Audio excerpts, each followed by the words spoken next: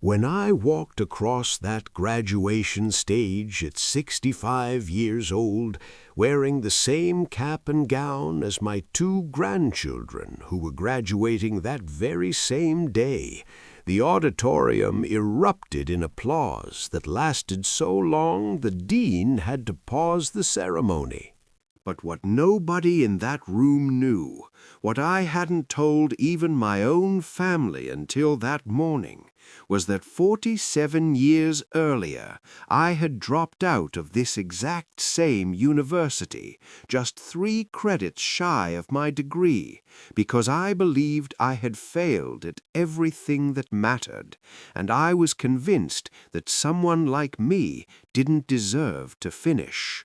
My name is Robert Chen, and this is the story of how I spent nearly 5 decades running from my past, only to discover that the greatest lesson I would ever learn wasn't written in any textbook, but in the eyes of my grandchildren, who taught me that it's never too late to become who you were meant to be. Let me take you back to 1976, when I was 18 years old and fresh off the boat, literally, from Taiwan. My parents had sacrificed everything they had, selling my grandmother's jade bracelet that had been in our family for 3 generations, and borrowing money from relatives they would spend the next 20 years repaying, all so I could attend State University and become, as my father said with tears in his eyes the day I left, the first Chen to earn an American college degree. The pressure I felt wasn't just on my shoulders. It was crushing my chest every single night when I tried to sleep in that cramped dormitory room I shared with 3 other students, none of whom seemed to struggle the way I did with English, with understanding professors who spoke too fast, with textbooks that might as well have been written in another language, even though technically they were written in the language I was desperately trying to master. But here's what I've never told anyone, not even my wife during our 42 years of marriage. I wasn't failing because the work was too hard. I was failing because I was so paralyzed by the fear of disappointing my parents that I stopped going to classes altogether.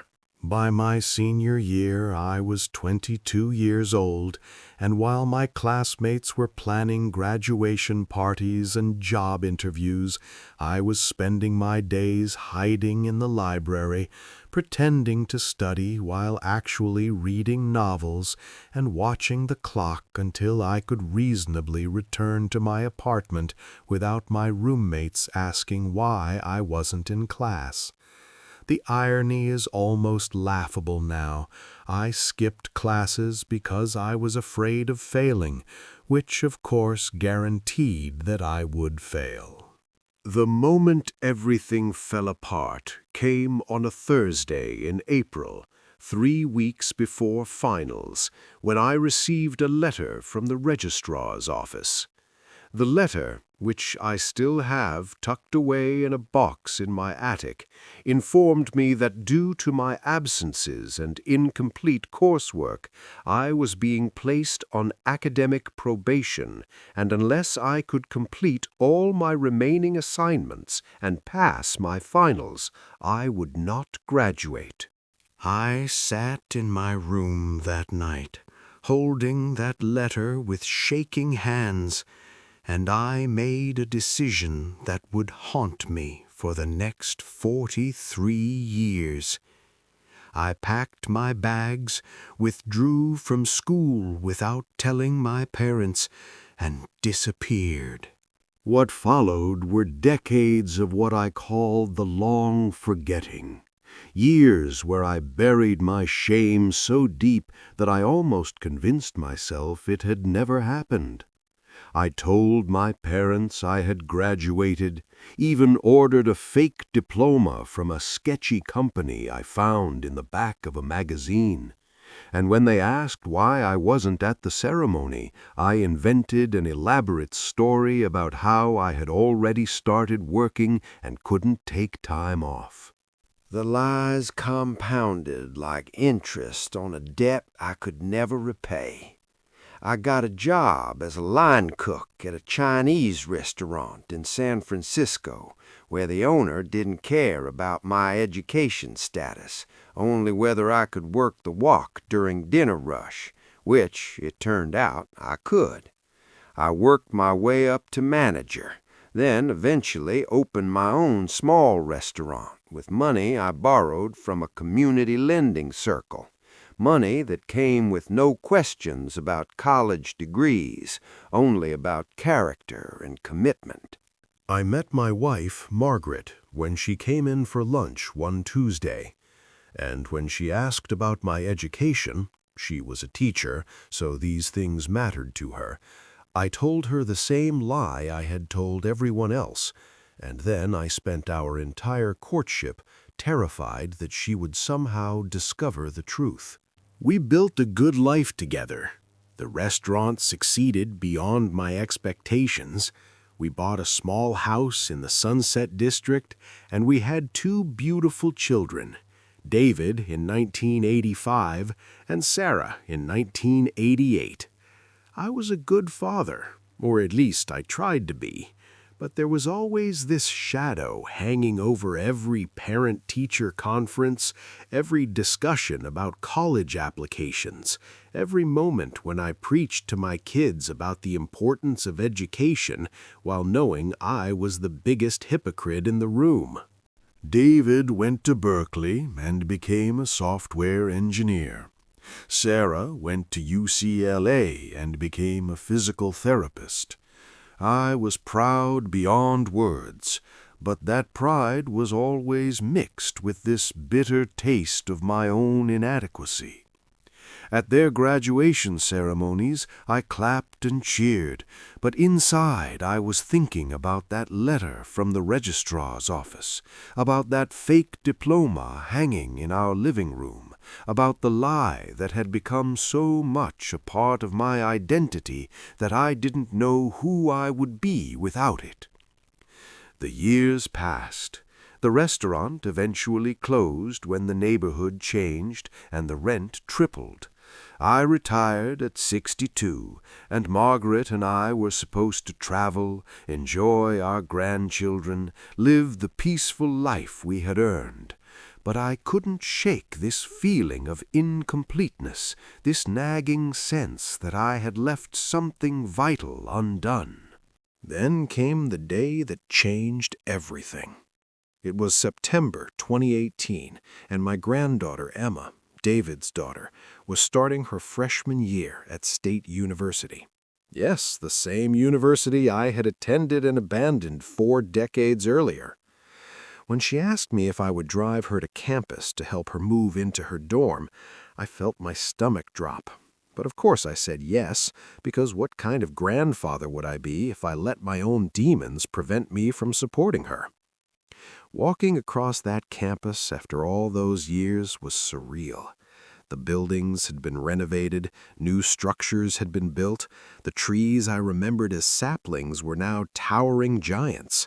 But the feeling, the weight of that place, it all came rushing back like I had never left. Emma was excited, nervous, full of that bright-eyed optimism that I remembered having once, before I let fear convince me I wasn't good enough. As we were carrying boxes up to her 3rd-floor dorm room, she turned to me, sweat dripping down her face, and said, "Grandpa, tell me honestly, is college as hard as everyone says it is?" I stopped in the middle of the stairwell, holding a box of textbooks that probably cost more than my entire first semester's books had cost, and I realized I had a choice.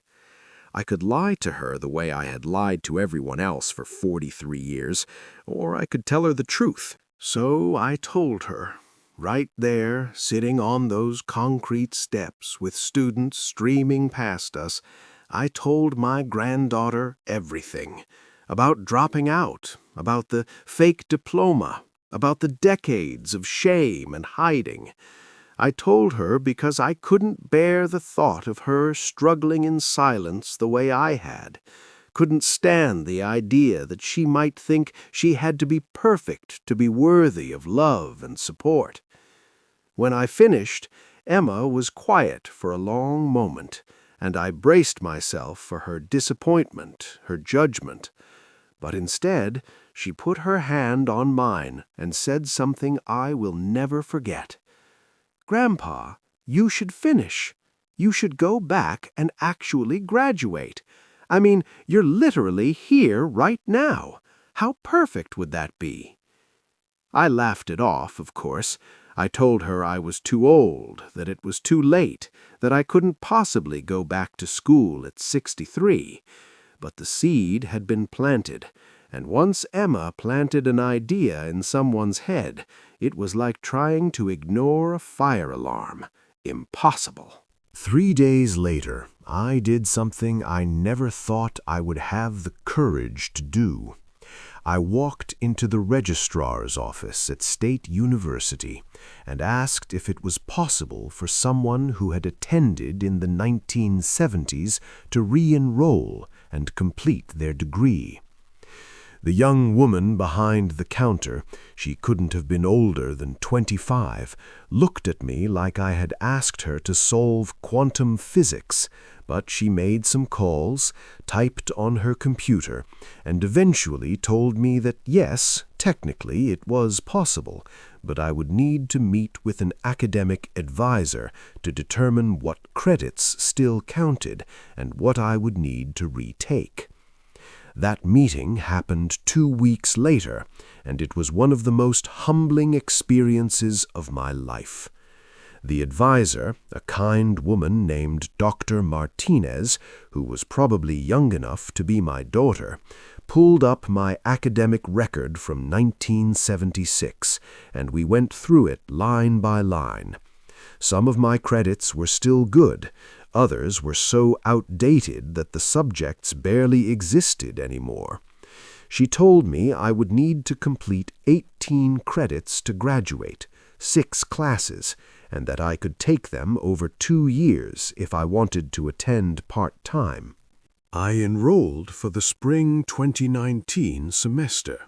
I took 2 classes, Introduction to Computer Science, because I wanted to understand the world my grandson Tommy, Sarah's son, was growing up in, and Contemporary American Literature, because I had always loved reading and thought it might be an easier re-entry into academic life.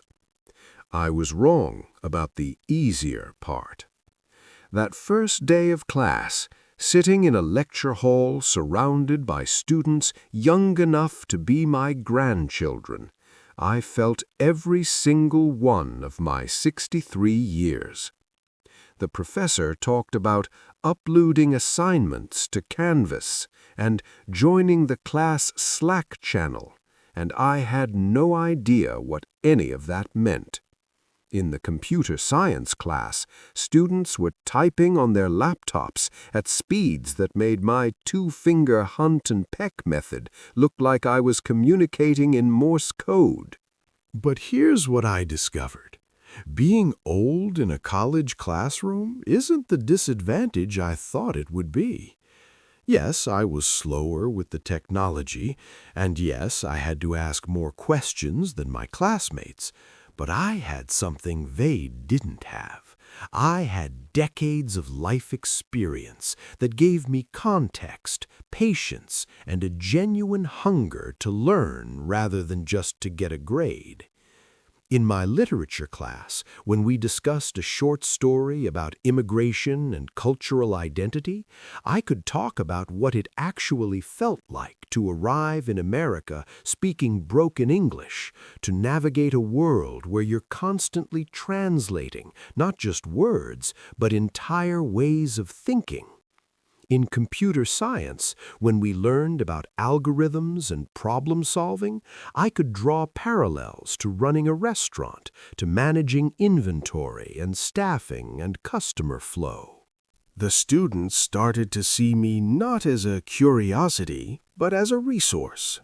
They would ask me questions after class, invite me to study groups, want to hear my perspective on things.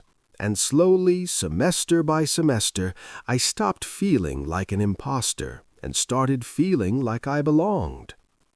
Emma and I would text each other about our classes.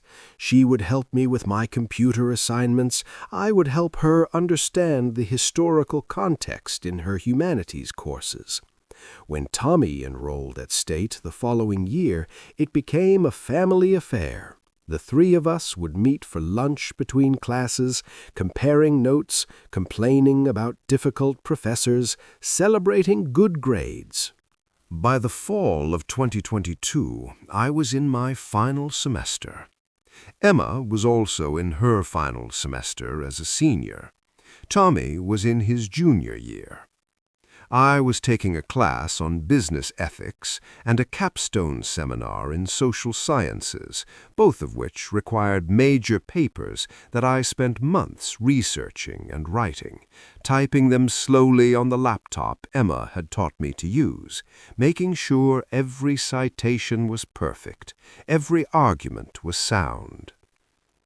The irony wasn't lost on me that 4 decades earlier I had run away from finishing 3 credits, and now I was obsessively perfecting papers worth 3 credits, as if my life depended on them. Which, in a way, it did. Not my physical life, but my sense of integrity, my ability to finally make peace with that 22-year-old kid who had been too afraid to try.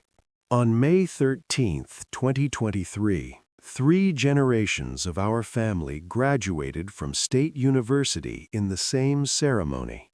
Emma with her bachelor's in psychology, Tommy with his associate's degree before transferring to continue his bachelor's, and me, 65-year-old Robert Chen, with the bachelor's degree in social sciences I had started pursuing 47 years earlier. When they called my name and I walked across that stage, I looked out into the audience and saw Margaret crying, saw David and Sarah on their feet cheering, saw my grandchildren, including Emma and Tommy in their own caps and gowns in the graduate section, screaming and waving, and I felt something I hadn't felt since I was 18 years old. I felt proud of myself. The diploma hanging on my wall now is real, and yes, it matters that it's real, but here's what matters more.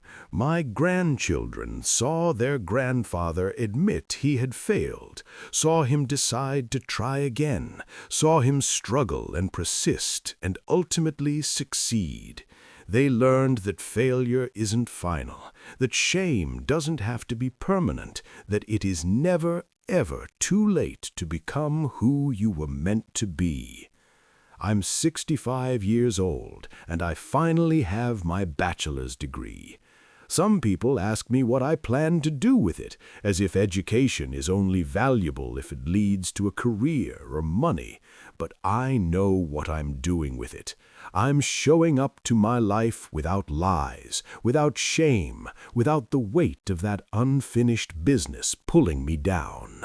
If you're watching this, and there's something in your past that you left undone, something you convinced yourself was too late to finish, I want you to hear this.